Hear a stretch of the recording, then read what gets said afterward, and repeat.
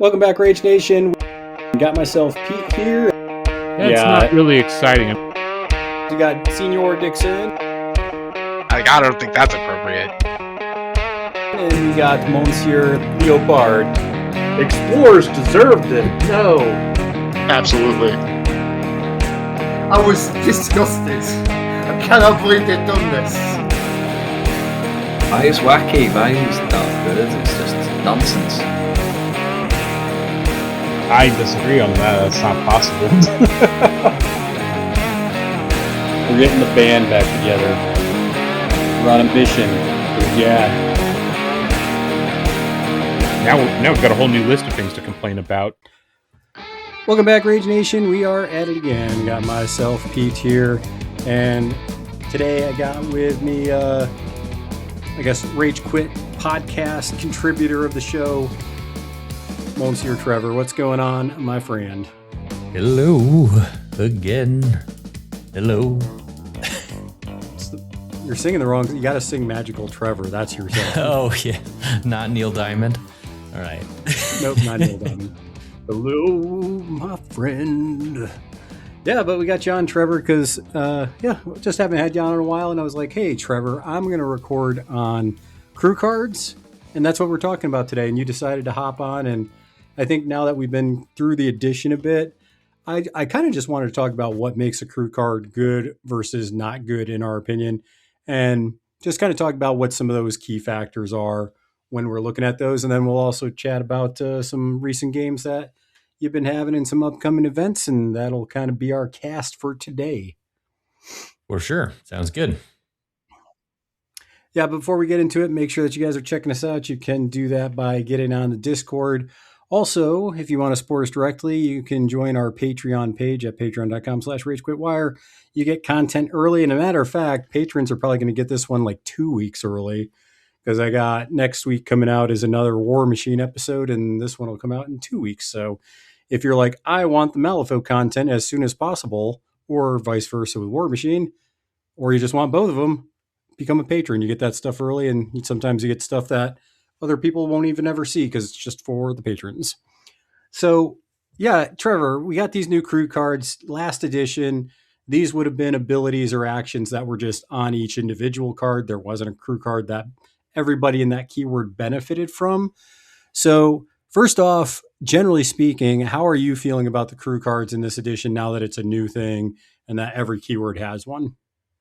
I personally love it. I think it made the cards a little less crowded overall. Yeah, for sure. And having something to be able to give over to your opponent, I think them incorporating that in the card packs, you get 2 of each, so you can give your opponent an idea and a quick glance as to kind of what the crew does and their synergy, as well as any relevant tokens, conditions, or, I guess they're all tokens now, and any relevant markers as well that they may be putting out and what those things do. I think it's been an awesome addition. I really like the way that they separated that off the individual cards, and it also helped them control essentially some of the out of keyword jank by being able to pull in a keyword ability into a keyword that it not is normally in. Yeah. So, I mean, a lot of these crew cards, once again, they're just for the keyword. It'll be like, hey, the keyword gets this action, or the keyword gets this ability, or unique models in the keyword get this action.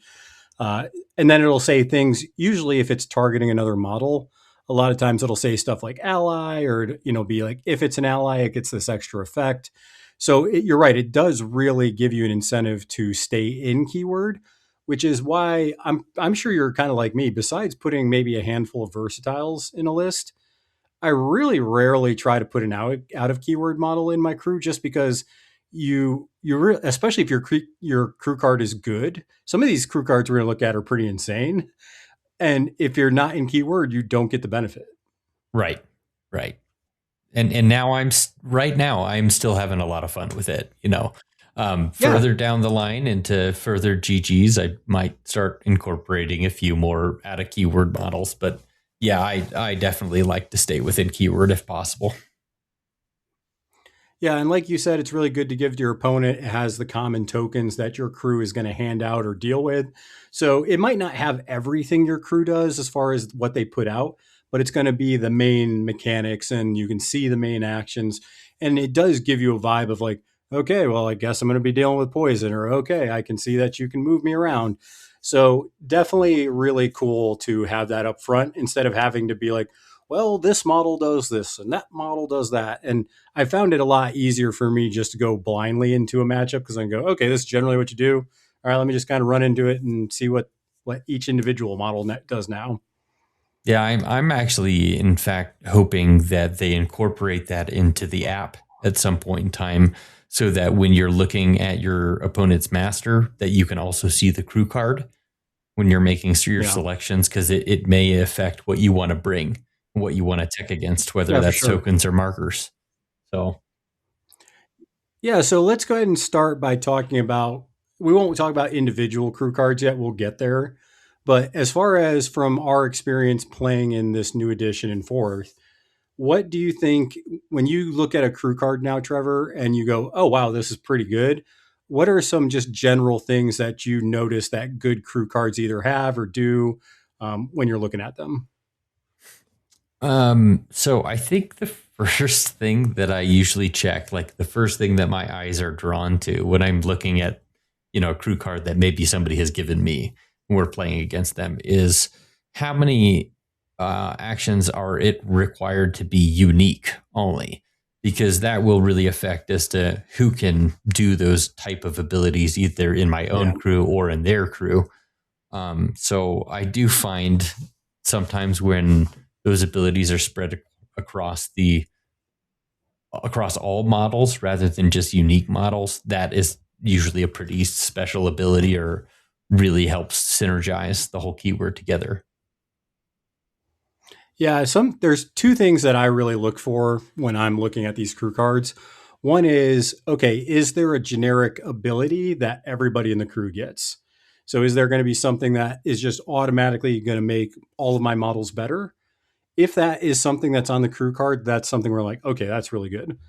Another thing that I look at is, okay, what actions, if there are any on the crew card, are added to my models now? Because a lot of the crew cards, you'll notice either like an attack action or a tactical action that either everybody can do, but usually it's going to say unique for those actions. I would say most crew cards, if you have an action built on it, are specifically for unique. And that makes sense because if you didn't, Trevor, you could just spam a bunch of minions. And if it's a really good action, you would just make your opponent miserable with all these cheap models just spamming it all the time. Oh yeah, I completely agree. It needs to be controlled. And it is a positive if that action on your crew card is a signature action, because if it's a signature action, that's fantastic. Yeah, it is huge if it ends up being a signature, because there's just more capability to be able to use it. Again, highly dependent on how effective that ability is. And then, of course, Yep. there's the whether it costs a soul stone or not. Yeah, and that's where I think we kind of start going, okay, well, this is where it might start leaning into the negative, because if you do have an action, some of them do cost soul stones, or some of your abilities you get will say drain a soul stone to do this. Maybe like, hey, drain a soul stone after you take damage, then this effect happens. So that's one of those things I start to notice. If I see the soul stone icon, a kind of red, a little alarm bell goes off like, that's got to be really good. Otherwise, that's not good. Yeah. Yeah, because you only get, probably 5 or 6 soul stones in your list. And if it's something that's not worth it, I've had a lot of crews that I play where it's like, I'm never going to use this ability because it's not worth the stone. Yeah. Yeah. Well, and then, I mean, the consideration of how many stones you may want to use for the particular Yeah. models in that crew as well. They may have stone abilities that are much more worth it than your crew card ability. Yeah. So, I mean, that's something else that I look at that kind of puts it either in positive or negative is just, okay, is the soul stone going to make this action worth it? Another thing that I look at is there are some crew cards that have this, and then there's others that don't. I'm just going to pull it up real quick. but you're going to notice something on there with some of your crew cards that you're going to have the power bar. And what that is generally you can do something that's going to increase this power bar, and then you can get some kind of effect, whether it's full or halfway. It depends on the crew. Some of these power bars are really good. Some of them are okay. And then some, I'll point out one where it's like, I'm not a big fan. But generally speaking, I like when I see the power bar, I automatically am inclined to like it because it's such a unique mechanic in the game. I agree. It adds something just a little bit extra to that crew. And some crews are fun to play just for the abilities in which that you get from the models. And then there are some where it's that crew card ability that really opens things up. Yeah. So let's go ahead, and I think we'll start with the positive because you got to accentuate the positives, right? There used to be an old timey song all about it. So let's talk about some examples here that people that are listening to this will go over a couple of these crew cards of things that we think are really good crew cards or solid crew cards. And then we'll get into some ones that, are like, well, maybe that's not so good. So I'll let you, being the guest co-host here, Trevor, start off with what do you think is an example of one crew card where you're like, I think this one's pretty good when you look at it? I think I'm just going to start. I'm an alphabetical order guy in the malifaux crew builder app here, so I think I'm just stopping on the first thing that I know best, which is Mr. Lord Cooper himself. Okay. Elite equipment, his Manhunter ability. So this was something that got changed in beta for the better. And with his cavity rounds ability, essentially, you've got a bunch of guns in this crew. And when you receive raises, you can drain a soul stone to reduce the raise value to 3. And that's an after the effect type ability. So this is something I'm going to be spending a lot of stones on within that crew. I mean, just being able to make your raises a 3 value is pretty insane. Yeah, it is. It's pretty insane, let alone you're doing it from usually 14 to 18 inches away between Lord Cooper and the Cripsis core. And then there is a signature action ability on this. Now, this largely has to do with bringing in beasts to the crew, which is kind of funny because, you've got Manhunter and it's a bunch of guns, but there's a beast signature action. You would think that'd be on the Hunt Master. Yeah, right. But it does encourage you to bring in some of the beasts into the crew and not just guns. So, yeah. It's a signature action that doesn't cost a stone. Charge. Really good. Right? Yeah. Perfect. Get some extra movement out of the guys.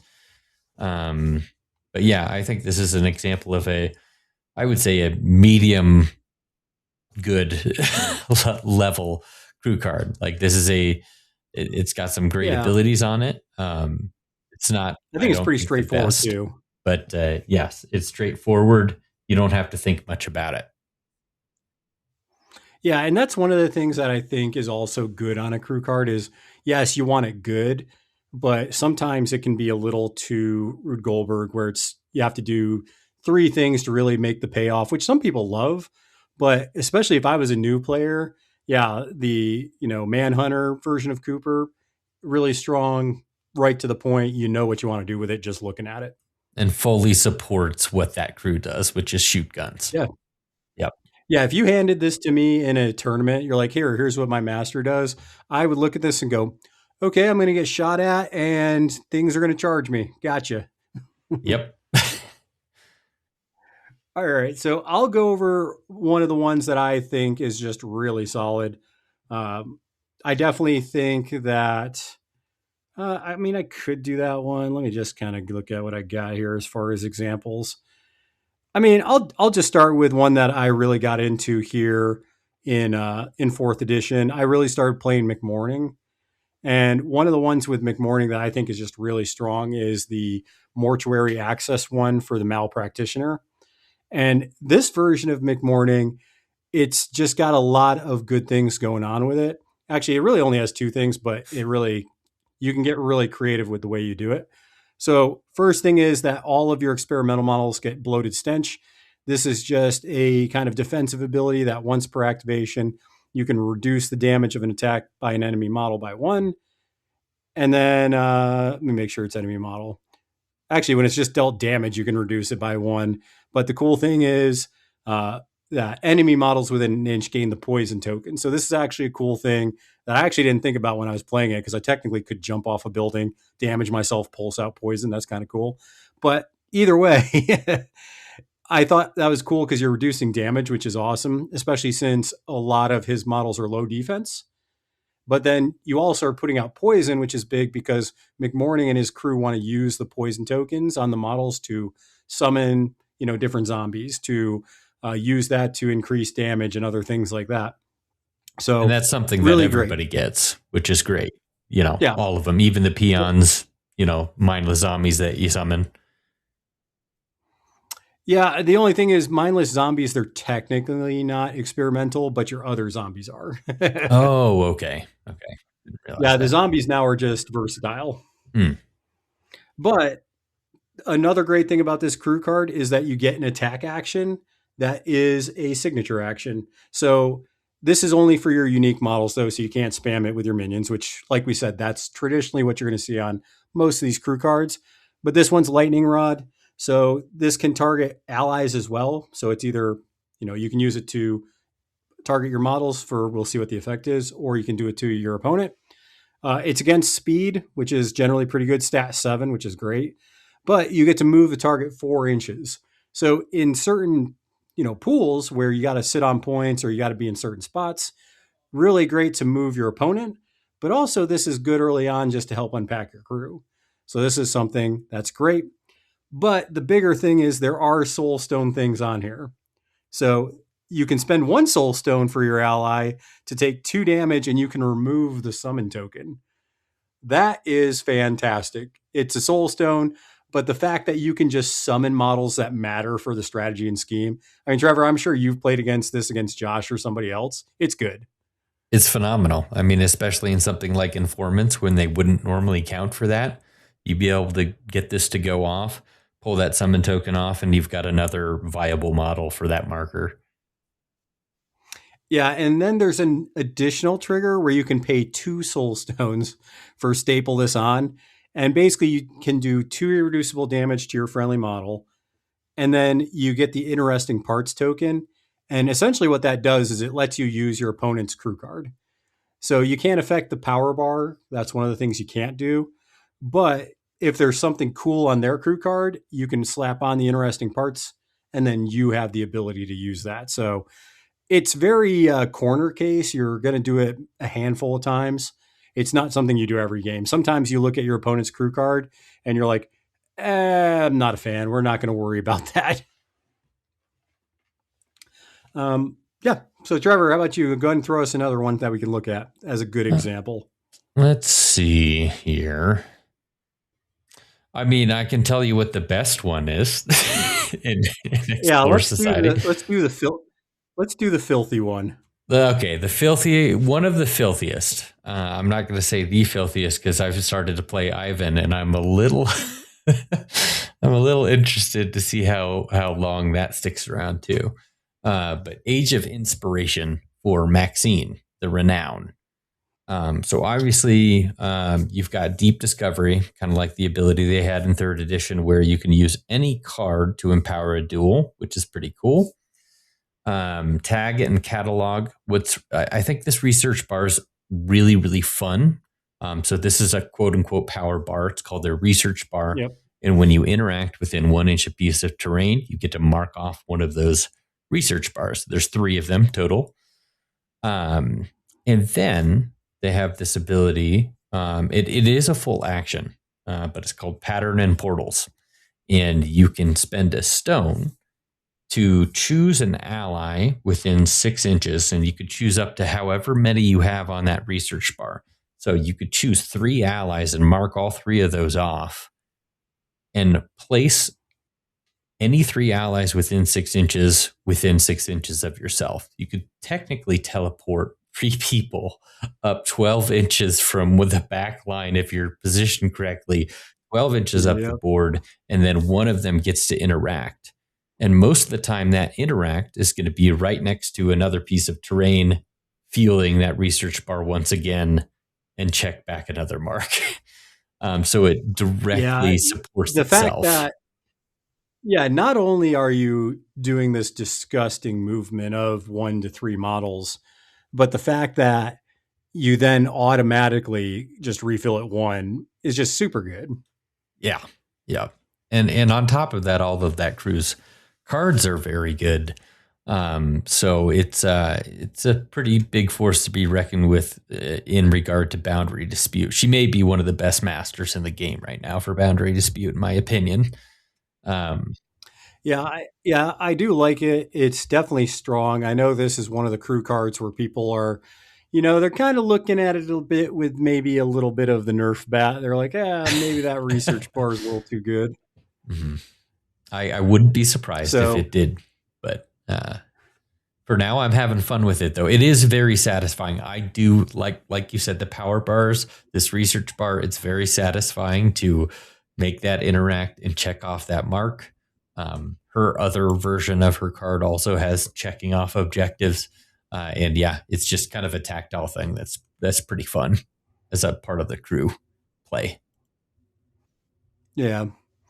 I will go ahead and share another card that I just discovered playing the last 3 game series that I did with Big Hat. And no, I'm sorry. One of the versions I'm going to talk about is the bad card. I'm not going over that right now. This is the good card because I think actually Snatch and Run from the Lootmonger, really strong crew card because it does a few things. Once again, has an innate ability and then has another action that's really good. So first thing is, something we didn't talk about is sometimes these crew cards just have an extra thing that just happens. And this is an example of that. This one says, during the start phase of turn 1, this crew can summon up to 3 Bayou Gremlins within 6 of its deployment zone. So just right off the bat, before we even look at the other stuff, you just get 3 Bayou Gremlins, which doesn't sound like a big deal, but there's a lot of stuff in Big Hat where you can abuse those gremlins for profit.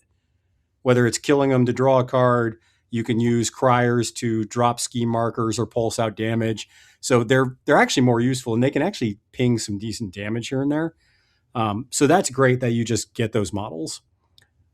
Another big one is the ability you get, which all Big Hat models, they get Bayou 2 card. And this is very similar to what it was last edition. It's not as good because it's once per activation.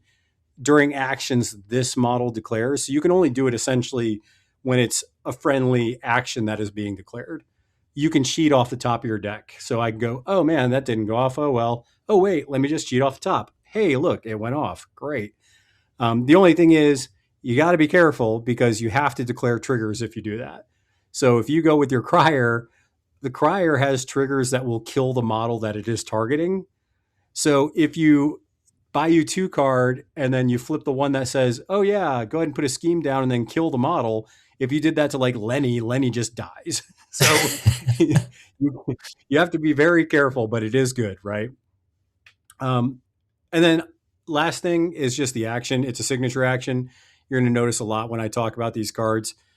Signature actions being on your crew card, generally pretty good. But this one sees the opportunity. It's once per activation. This is unique models that can do it. You can target a marker and you place base contact with it.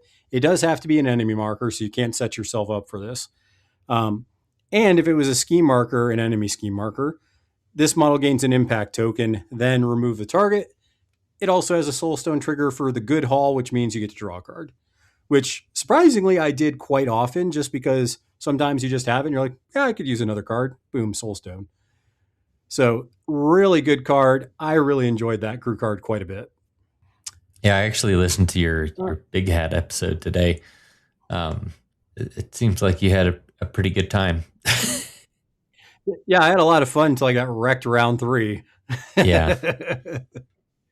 Which happens. It happens. Neverborn does like the beatdown. Oh yeah, if we're going to talk about the tournament today, I got beat down a little bit. So let's do one more good one, Trevor, and then we'll get into some not goods. Sure. Yeah. I'm just going to keep going Explore Society just because I can talk about it more intelligently anyway. Sure. Followed tradition with Tiri Nomad. I think that this is an awesome example of a very defensive based or healing based crew card ability that's spread throughout the keyword. So all friendly bygone models, number one, when they have shielded, they get auto tomes added to their duels, which is awesome. And that's everybody. Same thing with let bygones be bygones, where once per activation, if you would gain a shielded, you can instead heal 2. So the healing ability with this crew, which is why they're so durable. I play them in Recover Evidence a lot not because I'm planning on killing a whole bunch of other models, but mainly because it'd be really difficult for them to kill me. So just awesome passive abilities again. I don't have to spend anything for this. I just have to get the shielded. And then you have a signature action. It does cost a stone, but a signature action that directly supports the card, in which for 6 inches away, you can choose an ally, and then any number of allies within 2 inches of the target may gain a shielded token. So, I do this to pulse out shielded onto my entire crew at the start of the game. I just spend 1 stone in a signature action with a unique model. Everybody has shielded to go out into the world and spend all the tomes they want. So, really solid crew card, in my opinion. Yeah, I think it's definitely a solid one. The one that I'm actually a little kind of, I wouldn't say conflicted, but I think you could go one way or the other with this crew, is actually Tri-Chi for Bayou. And we're not going to cover every faction just because obviously we don't play every faction, but these are just good examples that you can use for that. When you see them in your faction, you're going to know, okay, this is good, this one doesn't, comparing them to the ones we're sharing. For Brewmaster, I could probably choose either one because they're both pretty good, but I'm going to say I like the Proof Prophet devoted to the Brew crew card a little bit better, because this one has some really good things going for it. First off, every Tri-Chi model gets high tolerance. Basically, that means that when you would take your poison damage, you can decide to heal instead, heal 1. So solid right there. You lose the poison token though. Then you also get closing time, still all Tri-Chi, so this is not unique. Okay, so closing time during the end phase, one model with this ability may remove the poison token from itself. If it does, make a scheme marker within 1 of itself. And that happens before scoring. So you could set that up, drop the scheme marker, cool, I score, ensnare, all right? Maybe not ensnare, maybe leave your mark, something like that. And then the last one that's really cool is they have a tactical action. All unique Tri-Chi models have this. It's called Liquid Courage.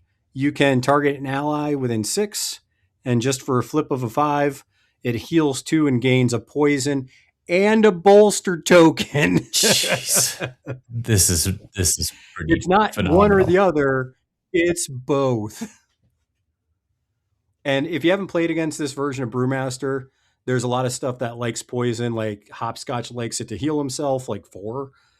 Bolstered, there's a lot of decent stats in this crew, even some 6s in there, which means that, I'm willpower 6. I meant willpower 7 when you got that bolstered token. And then why not? There's a tome trigger for draw out secrets. So getting more scheme markers down for a lowly tome. It's a good crew card. I've always had fun playing Master. It brought me back to playing Bayou this edition. I think it's fantastic. Yeah, that's a really phenomenal signature action with it just being a TN5. Healing 2, poison and bolstered. Thank you very much. Yeah, I was playing against you the first time I played this, and you're like, I cannot kill anything. Yes. Yeah, I definitely would tech against it differently now. I think I have some tools to actually do granted, that. you still had hard control over the game playing Cadmus, but yeah. You were hitting stuff, and you're just like, oh, Hopscotch just is not dying. Cool. Yeah. All right, so let's go ahead and give a couple examples of maybe some duds that we've seen. Maybe not duds, but just ones where we're not that impressed with it. And we won't do a ton of these, just point out some examples of like, hey, this one wasn't great. So yeah, Trevor, go ahead and share one with us that you're like, this one's a little underwhelming to me. Sure. And it makes me very sad to talk about this because, there have never been two good versions of Cadmus, as the saying goes. The Whim of the Hive card, their crew card ability, the kids, I still want to give them some more play to give them a shot, but even this crew card ability is not my favorite in the world. So they have an ability called Force Reaction. This is on Whim of the Hive. That after an enemy model with a parasite token. So number one, they have to have a parasite token. Cheats fate or declines to, one model with this ability may drain a soul stone to reduce that enemy's model's dual total by 2. So I think seems like a lot of ands. It is. It's a lot of ifs, and it's like, okay, am I in the perfect situation where just reducing them by 2 will save my life and save the game? Right. I've played them about 5 or 6 times, and I used this ability all of 1 or 2 times, maybe once. And that everybody gets that ability. Like I don't know. I'm not a huge fan of spending a stone to reduce skill level. I don't know. Yeah, and when you look at it, I think Rich of Beard fame, he has a good, and he usually does this with schemes, determining like if a scheme is good. But it's the same thing when you have actions and abilities. The more, the more things that have to happen, meaning like you throw an and in there, like this has to happen and that situation and that, the more time that you stack up multiple things having to happen, the less good something tends to be in malifaux. Yeah. What about the Soul Shock? Have you used that at all? Or so I have. I think this is an okay ability. The good thing is it's not unique. So even your peons, your eyes and ears can use this ability, because a lot of the time they're just in the fray. But it just gives you 1 damage and a parasite token, right? Yeah, 1 damage and a parasite if you fail a TN12 willpower duel. You can spend a stone to auto give out a parasite token, which again, if you kill a model, you'll get it back. But I'm massively underwhelmed by this crew card. Which again is unfortunate. It's not. You don't see anything sexy on this. You see a lot of resources you have to spend. Also, the action is dependent on your opponent failing the duel. It's a 12 willpower simple duel, so it might not even happen. Right. Yeah, I can see that one being a little lackluster for sure. Okay, I'll go ahead and talk about one, and this is one that I won't go to. People probably thought I was going to go to Bayou or somebody else, but I'm not. I'm actually going to Arcanist. So Arcanists do have some fun crew cards. I didn't go through them because, I don't have as much reps with them. But one example of one that I definitely am underwhelmed by, it was really good in the beta. When I played this keyword in the beta, I love this crew card. It was very thematic. It really put a clock on you and your opponent, really put the pressure on, is the Burning Man's Prayer from Karis Reborn. This is the one that has the power bar. It's the fervor bar. There's only 3. And it used to be really cool because it really kicked up the notch on what burning did to your opponents. Now, I don't feel like the trade-off's there. Just to let you know, the way you increase the power bar for Karis is you have to spend a soul stone, and it has to be a friendly wildfire cult model. So there's a sub keyword in her keyword. It's cult. Not everybody's a cult member. It's kind of like their little pyro mages and her and some other models have that. You have to be that to declare this. So that automatically cuts down the number of models that can do it. But what Call of the Burning Man is, it's a soul stone. The model must be within one of the center line. So that means you're up there in the action, right? You're there, and yeah, you do it for this action, but you're in the middle of it. You're right there in the middle of the board, which is the danger zone. So, and her crew isn't necessarily the most tanky in this version, so it's kind of a little dicey starting off. But so you have to be within an inch of the center line. This model heals 2 and gains a burning token. If this crew's fervor bar has not been increased this turn, increase it by 1. So you can't spam this like turn 1. I couldn't jump up, be like, boom, boom, boom. Okay, we're full. You have to do it one turn 1, do it again turn 2, do it again turn 3. So your power bar, this one, it gets to 3 and then it stops. That's just where it is the rest of the game. There's no manipulation like in Nelly of the power bar or Maxine where you can decrease it to get cool effects. Your goal is to just get it up to 3. So what happens is, and this is cumulative, so meaning so each point of the fervor bar, each of the stacks on each other. So it's not like it skips to the 3rd. You get 1, 2, and 3 if you get it full. So 1 fervor, damage from friendly burning tokens is dealt to enemy models within X instead of base contact. X equals the level of this crew's fervor bar. If you don't know what burning does, you take a damage and enemy models in base contact with the target also take that 1 damage. So this just expands that radius, right? So it's not just base contact, it's within 1, 2, or 3 inches. Not terrible, right? I mean, that's something. Second fervor, friendly burning tokens are not removed during the end phase, so they just stick around, which is good. But just remember, your stuff's taking burning too, so sometimes you want it to go away. Just keep that in mind. And then the third fervor, attacks targeting enemies with a friendly burning token, which deal damage, deal +1 damage. So you put in these resources, you get on the center line, you have to do it at one at a time, 1, 2, and 3. And it's just, it was so much better in the beta. In the beta, it actually had burning do an extra damage. So it was 2 damage, not just 1 damage.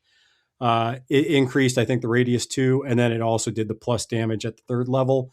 So it was just, it really created this panic in you and your opponent to be realizing that things are melting. They are burning and on fire. This is just a little underwhelming with how they decided to change it. And I'm not a fan of it. It's kind of a little underwhelming. I still like the flavor of it. It's just how it's executed on the board isn't that impressive. Yeah. With you mentioning that you can only do it once, I mean, that's another thing about that Soul Shock ability is it's once per activation. If you're pulsing out some TNs, you would hope that that's not once per activation, so you can try to spam it to get more on people, right? Yeah. Yeah. Yeah, so not great. Let's go ahead and get one more each, and then we'll kind of just summarize it, and we'll get into talking about some games. Sure. I mean, I would say, sadly, my next example is my lady, Anya.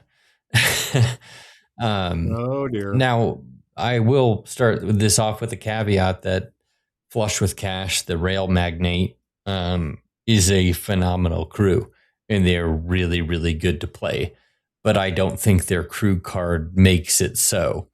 I think their crew card ability is okay, but I am a little underwhelmed by it.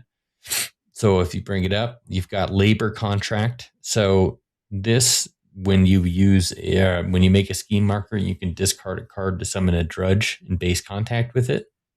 Number one, discarding a card just is a cost. It is a cost, especially in this edition when you don't draw a whole lot of cards. Are drudges any good? They are, in my opinion, they are not. They, obviously they're peons, and they have an ability in which you can't interact within 3 of them. So somebody's got to put an AP into them to kill them. But I don't know. I have not found the cost worth it because you're going to have to interact to make that scheme marker. And then they don't do the function that they used to, where they used to be able to drag markers along with them. If you want to drag a marker with you now, you have to discard another card to do so. They just, oh, geez. Yeah. So just not worth the cost, in my opinion. And then you've gotten another ability on here called Scab Pay, where once per turn, after this model kills a non-peon enemy, it can trade 2 soul stones to gain another slow activation. And maybe chosen to activate it an additional time. So 2 soul stones and a slow activation. The good thing about this is 2 soul stones seems a little pricey, man. It is. I mean, so the best way to use this is with Anya herself, right? Yeah. Have her finish somebody off. But a lot of I the think time, that's the only time you can do that. she's not doing it though. She's out there giving orders, and you're gonna want to spend 2 soul stones the next 2 turns giving out orders for somebody to do an additional action. Oh, That's good where you wanna lord! Her spend signature action also spends a soul stone. Yes, and then the signature action, speed of information, it is good. So don't get me wrong, I have used this to score some points or deny some points. Speed of information, it's a signature action to spend a stone, and 8 inches away, you can target a scheme marker and place base contact with it. And it's not just friendly, Trevor, you could do it to an enemy. All 3 of the things on her crew card cost resources. Yes. In addition to what it does. Yes. That's definitely something when I look at a crew card, and this is something you want to look at too when you're evaluating yours. If you see that where, one, you would have to bring 6 soul stones with this crew. You just have to. Yes. They're resource intensive. And again, like Anya is spending a stone every single turn. And then you've got other stones to spend within the crew too. So then again, she's the rail magnate, right? She's got to spend money to make money, I suppose. So yeah, I think, she needs to get her spending in check, man. She's living a little bit too lavish of a life there. Yeah, crew card, though, obviously, like I said, just not that impressive to me. The crew still runs really well, which I'm happy about, but the crew card itself is not great. All right. And I do not like crew card. I have experienced, if you listen to the last episode, you know exactly which one I'm going to talk about. And that is Somer Teeth Jones, the Bayou Boss, bigger hat than you. This is just so unimpressive. Behold My Hat is an action that your big hat models have, or sorry, not an action, it's an ability. And basically, when you end your activation, you can discard a card or drain a soul stone to have an enemy within 6 gain staggered, which by itself isn't terrible because there are situations where it's like, oh, I get you away from the strategy marker. Okay, you're staggered, so now you can't drag them back in with other friendly actions. I get that's a thing. But in most games you're going to play, it's like not great. I guess if you want to kidnap a model, it's a good way to make sure they're not going to get back. But you have to drain a soul stone or, and I would like this more if there were things in this crew that could target speed. Then to me, this makes this more interesting because then I can reduce your speed by giving you staggered. And then I can go ahead and attack you using that attack value. That would make it more interesting to me. This does not. Okay. But I'm like, okay, you have a situational ability. Okay, that's fine. That's fine. Okay. Let's look at the tactile action. Is this good? Okay, so it's a signature action. That's good. I like signature actions on my crew cards. Range 4, not great. You have to spend a soul stone for this. So it's called Disappointed Backhand. You have to spend a soul stone. There's no flip, but what you do is you deal 1 damage to an ally, and then this model moves up to 4 inches and gains an impact token. So essentially you're dealing damage to an ally, and you're getting to move, and you get an impact token. I don't hate this necessarily because you could deal damage to a Bayou Gremlin. That'll let you draw a card. And then I could move 4. Say I'm just doing Somer here. I can get an impact token, and then I can shoot my big boomer. Now it's doing 3 damage instead of 2. That's decent. I don't like that. I would rather them take the soulstone cost off of this, right? Because it's only for unique, so you can't do it for your minions. I would take the soulstone off of that, and I would put a flip in there. So do like a 5, do a 6. If you really want to punish Bayou players because you hate them, make it a TN7. But do a flip instead of a soulstone because there are already things in Big Hat that you want to be spending your soulstones on. This is not it. Moving forward and getting an impact token for a soulstone is not impressive. It's just not. I would agree. That feels like it should be more a TN. It feels like it should just be a TN. Even if you wanted to make it a higher TN, I'd take that over spending a soulstone for it. Yeah, because like I said, a TN, ping one of your Bayou Gremlins, get a card, move 4, get an impact token. That would be so much more value. Spending a soul stone, if this crew didn't spend soul stones, I would be more inclined to be like, okay, sure, we don't spend soul stones. This gives me something to do with them. They like spending soul stones in this crew. So that ain't it, as kids say. They probably don't say that, but that's fine. So before we kind of go into talking about some of your games here, Trevor, I want you to think about this, and I'll share mine first. That way it gives you a second to think about it. But I want to share one crew card that it may not be the best crew card, but maybe it's the most fun or most flavorful crew card that you've played so far in 4th edition. So I'll share mine first, and then you can share yours. Sounds good. So my just most Flavor Town crew card that I have played yet in this edition is actually Von Stuck the Stargazer with Study the Stars. This crew card is so much fun. It's not necessarily going to be game breaking. It's just fun as heck. And all this one's actually relatively simple. Basically, it gives all of your Transmortis models the following ability. You got Astronomical Observation. So when this model succeeds in an opposed duel with an enemy model, it may drain a soul stone to write the suit and value of the opposing model's card into your star chart. Non-jokers, of course. So you have 4 slots on your star chart. You can draw in whichever cards that your opponent flips that you want to use. It costs a soul stone, but there are so many times where I'm like, ooh, my opponent flipped a decent mask. Let me write that down on my chart because I want that mask for this, hole in the world trigger. Or, ooh, that's a high crow. I want to use that for this model's next activation. So it lets you kind of do you're just paying attention to what your opponent's doing with their deck when you're flipping these duels.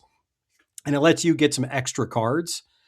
And your totem actually has another one that lets you get an extra card for no soulstone. So it's not just this ability. But you get to use these with your other ability, which is the Stars Shift. So when this model flips, cheats, or discards a non-joker card, it may treat that card as the card listed on the star chart. When you do, erase it from your chart. So essentially, whether you're flipping or cheating or discarding, you can count one of the star chart cards as that card. So this is great because it just gives you it's an extra card essentially in your hand that you can use for duels. You can use it for simple duels. You can use it for whatever you want. It's just really flexible. It's really fun in the keyword. Like I said, it's not going to win you games, but it actually does make your crew relatively more efficient, which is cool. So I don't know if you played against that, Trevor, but I think it's fun. I don't think I have actually yet. I don't think I've played against it yet. To tell Josh to get on it because it's fun. It looks like a lot of fun. So which one's your favorite, just Flavor Town, fun time that you played? I do really like the fieldwork objectives on Maxine, but since I've already talked about her, I played Ivan for the first time last night, and I played Obscura. So it's a Smother the Light card, and this is a wacky card, and it also really supports what the crew does. So first of all, the crew puts out a lot of these shadow door markers where friendly DUA models that start their move within 2 inches may ignore models in terrain when moving.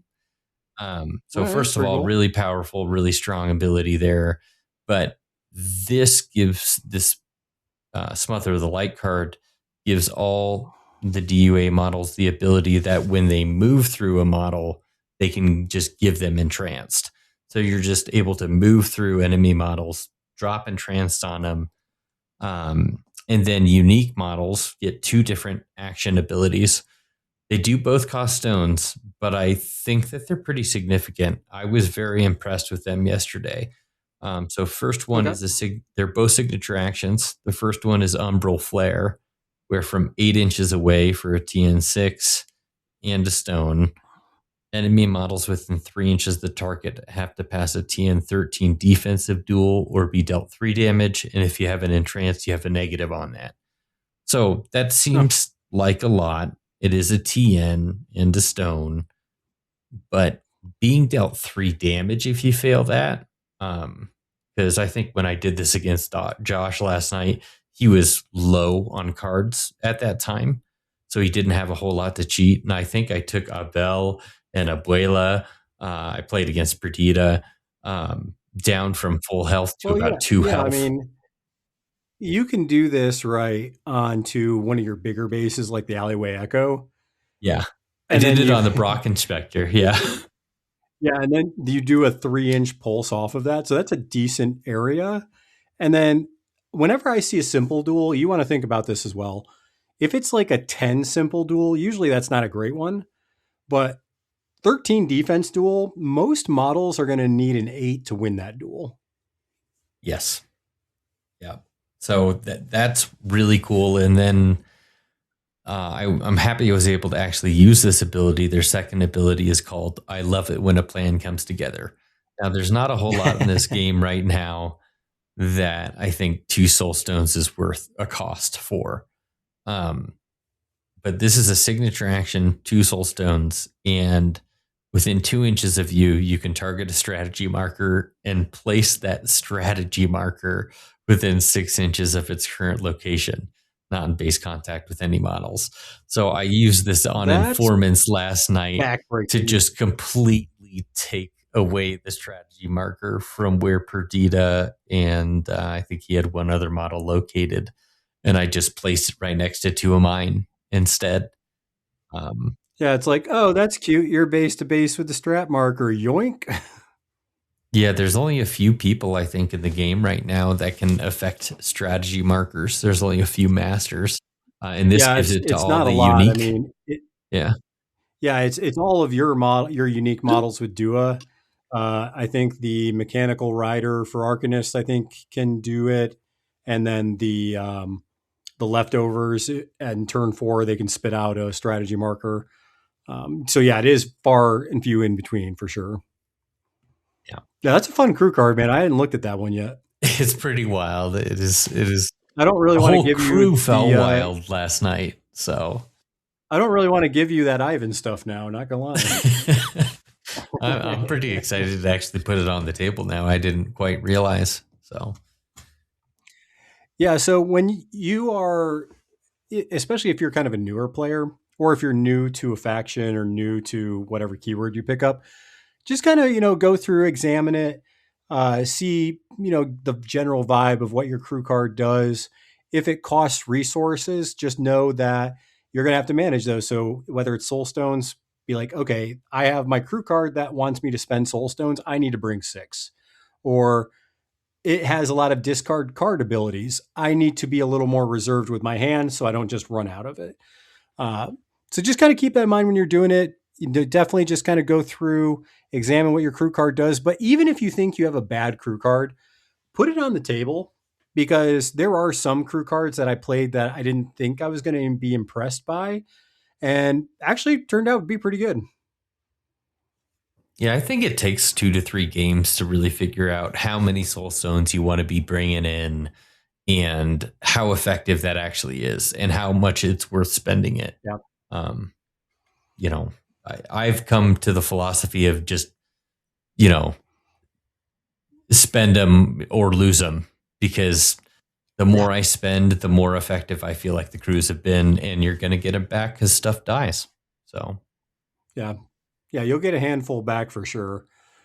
So definitely give it a go. If you guys, especially if you're on our Discord channel and you have some crew cards that you think are really good or really bad, we'd like to hear it, because I like to get a general idea of what's good in the edition, especially the factions we didn't talk about that we don't play as much, like 10 Thunders, Neverborn, all that stuff. So let us know what you think are good, or you're like, man, Pete, this is a bad one. It's like, if you see this, just know it's not going to wow you. So yeah, Trevor, you actually had a local tournament this weekend. Yes, we did.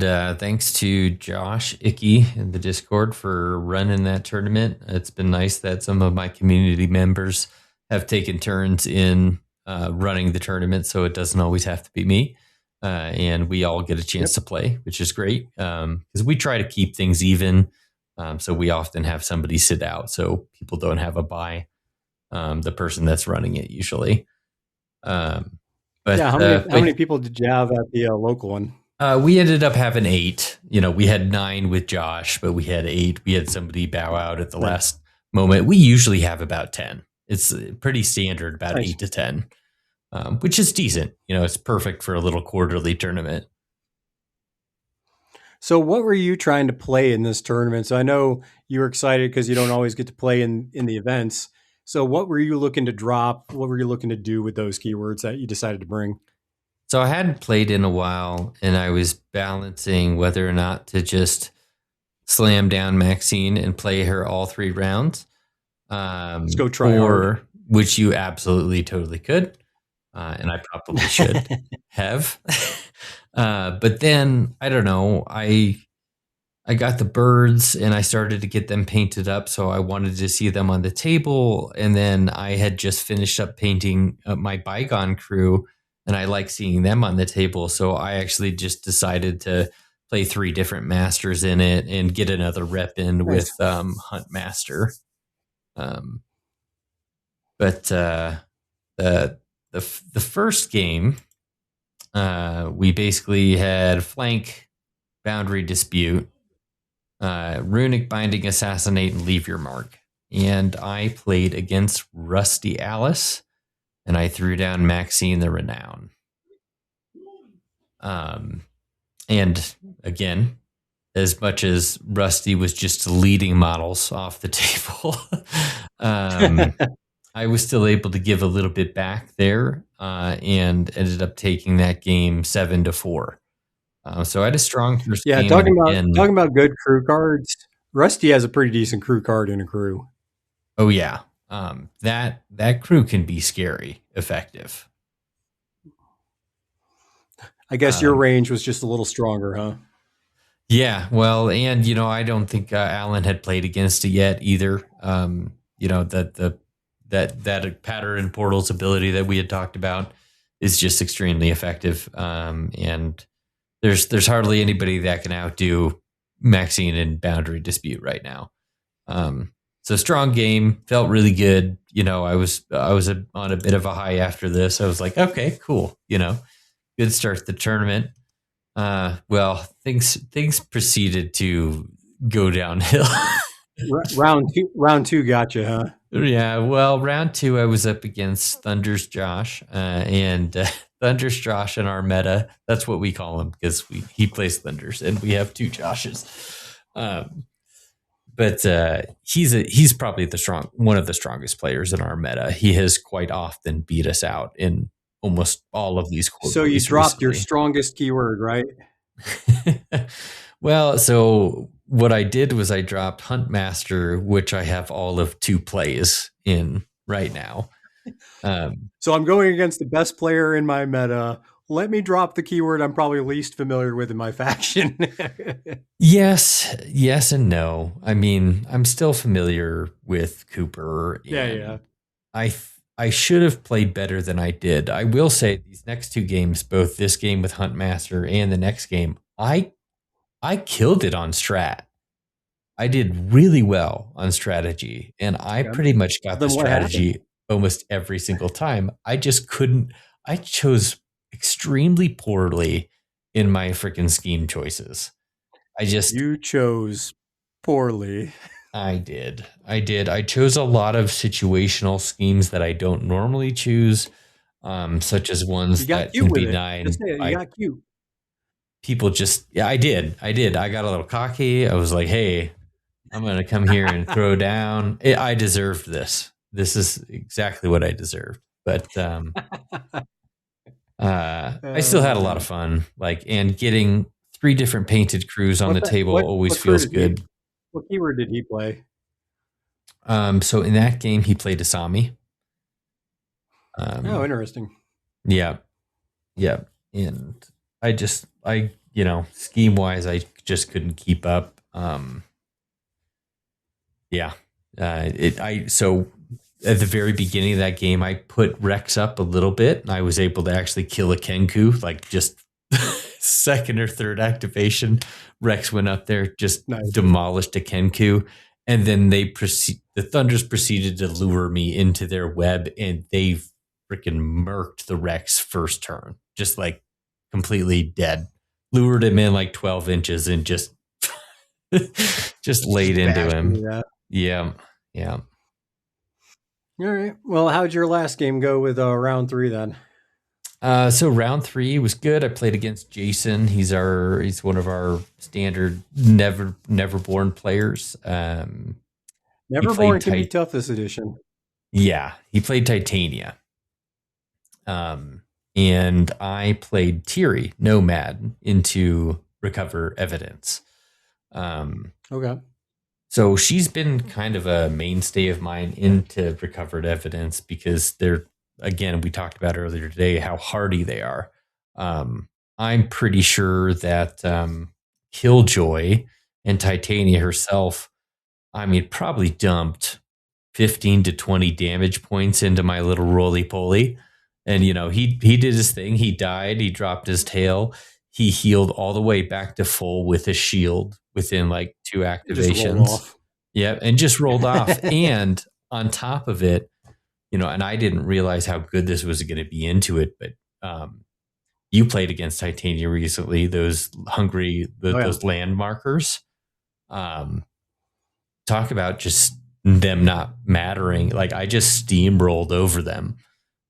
Sorry, Jason, because it was. I tried to have it not be a gotcha, but there's 5 underbrush markers. It'd be sure a sad thing if I rolled right over all of them. Exactly. If he gets a tome, he already has Horizon's Call, so he ignores models and terrain. He can just roll up to 12 inches of just delete all tokens. Yeah, just doing donuts. Yep, it's pretty phenomenal. So that game went a little better than round 2, huh? It did. But again, I chose just poor schemes. Any of those schemes that can be denied by somebody just walking within 2 inches of your scheme marker. Yeah. Like I chose Harness the Leyline, just didn't fricking work out for me. Like I don't know. I think I chose a poor path. We talk about paths in what we're able to do with the scheme pools now. And I think I chose some poor paths, and I was hyper focused on the strat. As you play tournaments, that's something you got to work on. It's just figuring out which ones fit better, which ones are easier to deny. Because it can definitely be a problem. Yep. But I deserve this. I was a little cocky going into it, so. Yeah, and you guys had actually in round 3, you had the Maw Tucket player end up taking it. Heck yeah. So that was Rich in our local meta. He's our resident Bayou player. We actually now have another Bayou player, which is awesome. But Rich has consistently gotten 3rd or 2nd place for the last, I would say, like year or 2 years. Finally got one. Yeah, Bayou finally pulled one out, and well deserved. He's a really good player. He honestly is. He's a really good player, and his paint jobs are phenomenal too. So, congrats, Rich. Nice. Yeah. And last thing I wanted to talk about was really just the Rocky Mountain Open. It's something you guys are running in Denver and trying to make it at least, another option where if you randomly want to travel to a good malifaux event, meet some cool people from that, Colorado area. It was great last year. We had a ball in it, but you just want to share some dates with that, Trevor, and just like how you're planning on running it and just some things you got going on there. Sure. I'm pretty excited about it. I do have a link to the player packet in the Discord. Essentially, this is going to be May 2nd and 3rd. And usually the way that we run it is a 2-day, 5-round tournament. 3 games the first day, 2-day games the second day. This is in, I think, around the Denver Tech Center in Denver, Colorado. Pretty easy to get direct flights into Denver. And this year, it's actually going to be at a hotel, which is really nice. So you can actually stay at the hotel in which the event is. And there are plenty of places within walkable distance to go grab something to eat and things like that. So supports it pretty well. But yeah, we're trying to drum up some people in. We know that with 4th edition this year, we're going to be a little bit lower on attendance as things kind of settle in. But still pretty excited. We've got good local support. But yeah, May 2nd through 3rd here in Denver. Yep, and it was great last year. I know people are still kind of getting into 4th. Maybe you don't have some of the models because it's been a little slow rolling. Something interesting that did get announced today is Weird is going to start doing some printing that you can do through them for the other side, and maybe some terrain, they said. So I think that's kind of a positive thing because eventually, even if it's just like the alternate models, it would be cool to get some malifaux stuff that you could just buy the file and print yourself. Yeah, it's very timely. I have a new bamboo P2S on its way. The first one they sent was damaged in shipment, so I've got a new They just 3D printer being sent my way. I've got some other side models already, but this would allow me to print more of the crew. So it's actually sparked some conversation in our local chat about getting together to play some of the other side. Yeah, because I think that's one thing for the people that are interested in the other side, which is not me. So I can't really speak too much about it. But I know the people that are interested in that part of the malifaux universe are definitely psyched about this because it's been so sporadic with anything coming out for that game that they have running, which is basically, for those of you that don't know, the other side is just the Earth version of malifaux. So it's basically your normies or stuff that came through the breach to the Earth side, and they're kind of fighting for power and all. Just they're trying to jockey for power, if you will. So I haven't played it, but some people love it. Yeah, I've gotten one game in with it. It was a little while ago. It still has some of the core mechanics of malifaux within it. It's got playing with cards and everything like that. It's just a little bit on a larger scale, and the wounds are done with models on bases. So, yep. All right. Well, Trevor, anything else you want to share before we put a pin in it? Nope, I don't think so. Just happy to be here, and yeah, let me know if you have any questions about Explorer Society stuff going on. Trevor, the residential Explorer Society, exploring the faction guy. All right. Well, with that being said, I want to thank everybody for joining. Hopefully you got something out of the episode. Help you evaluate those crew cards a little bit more. Until next time, though, make sure that you guys are flipping cards and flipping tables, and we will talk to you all later.